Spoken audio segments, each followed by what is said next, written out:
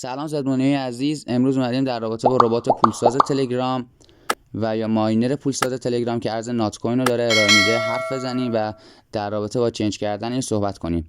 خوشحال میشم که صفحه ما رو دنبال کنین و ویدیوهای قبلی رو ببینید. بزن بریم.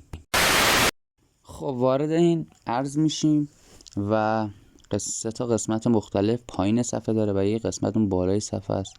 قسمت بالای رو میزنیم برای اینکه بیشترین کسب امتیاز یا کسب سکر ایشون داشته که دوربر 600 میلیارد خورده ایه که حالا این اعضای نفرایی که داخل اینجا کار میکنن و دارن سکه جمع میکنن اینجا مشخص میکنه براتون. و یه توضیح خیلی ساده بدین که بعد بریم سراغ قیمت گذاریش. اگر میخواین توضیحات دقیقش رو ببینید میتونید وارد کانال اون بشین و 2 تا ویدیو قبلی رو مشاهده کنید، توضیحات کامل بهتون دادم. وارد این قسمت میشین که میتونید رنگ سکه‌تون عوض کنین، مدل مختلف بذارین. اونورم میتونین که 128,000 تایی یا تعدادش رو برین بالا. قسمت وسط به ما سکه رو میده که با کارهایی که میگه تو گروهی که عضو میشه یا کاری که میگه رو انجام بدین. از این قسمت هم که مشاهده میکنین میتونین جزء کانال بشین و سکه ها رو بگیرین. بازم میگم که باید بهترین اینه که روش بزنین، سکه ها رو ازش بگیرین.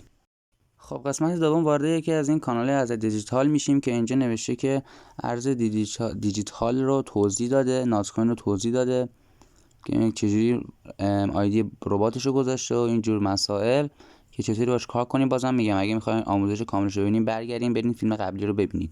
و نوشته که